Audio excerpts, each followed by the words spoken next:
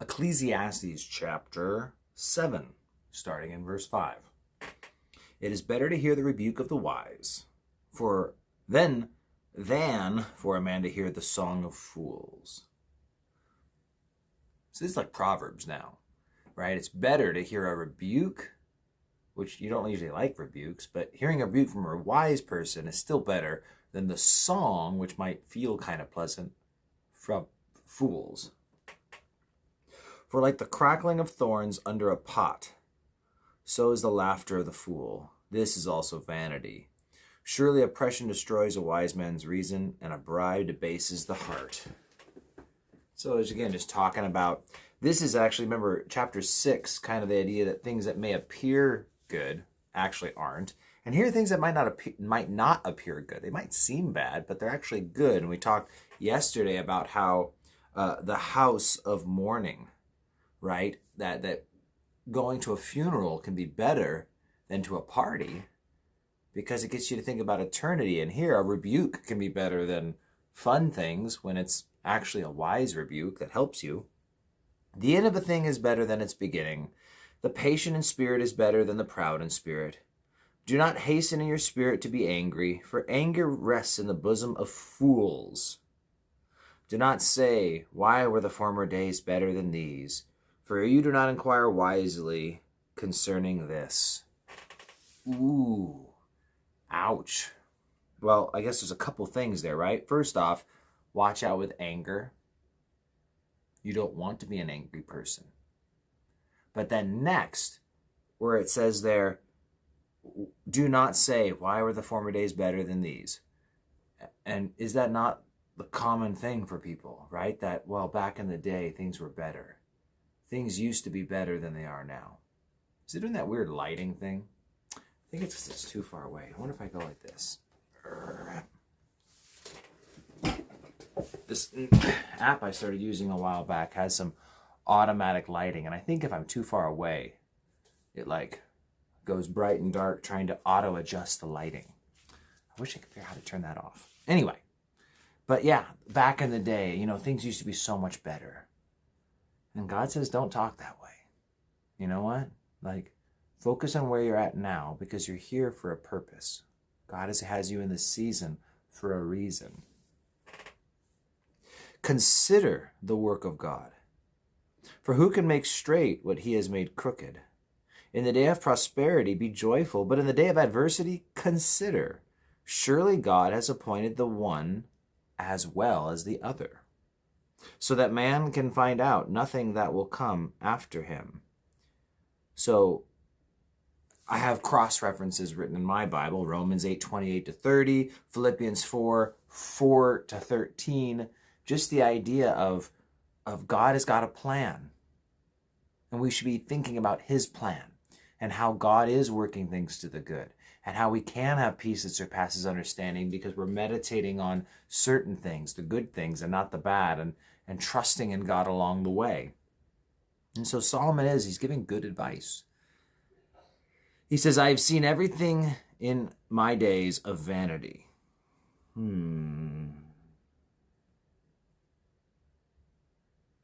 I've written down in my Bible, this is a new section, the we're not as good as we think we are section.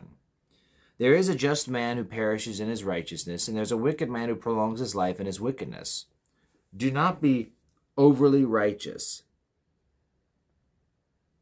nor be overly wise. Now, I actually have in my Bible a note here, just the form of the Hebrew. And the idea here is do not be overly wise in your own eyes. I think it's a reflexive thing where it's supposed to be something that circles back around to the person. So the idea is overly righteous in your own eyes, overly wise in your own eyes, right? Why should you destroy yourself? Do not be overly wicked nor foolish. Why should you die before your time? It is good that you grasp this. And also not remove your hand from the other, for he who fears God will escape them all. Wisdom strengthens the wise more than 10 rulers of the city. For there is not a just man on earth who does good and does not sin. So we've read this before. And you can read this in multiple places. Ignore me and mix the drink.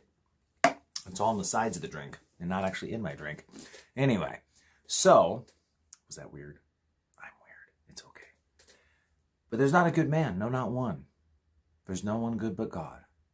And that's a great reminder, right? That no one is inherently good.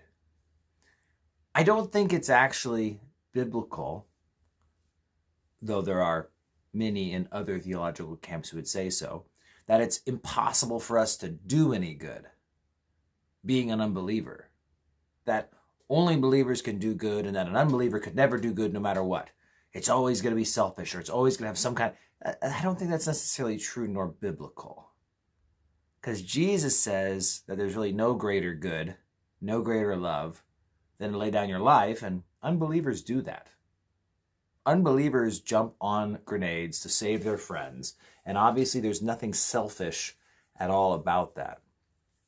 But just because people can do good things doesn't make us good ultimately, right? That's the idea, is that it only takes one crime to make us guilty. And so there is not a just man on earth who does good and does not sin. And that's the idea. He does good and does not sin. Some people may do some good things, but all have sinned and fall short of the glory of God. And the wages of sin is death. And so that's the idea there, right? Is that we can do lots of good stuff, but it doesn't mean that we're good on the whole. Also, do not take to heart everything people say, lest you hear your servant cursing you. For many times also your own heart has known that even you have cursed others. Holy smokes. And is that going to stop us and we don't finish the chapter now? Look at that, guys. Look what the Bible just said. Can you believe it? That you, I know you don't do this, guys, but there's other Christians, probably not in our church, but other churches, or maybe, not who don't attend your service, but the other service or something, but who take what other people say to heart, who get offended and insulted by what other people say. Sometimes people are even rude to you. And don't they know who they're talking to?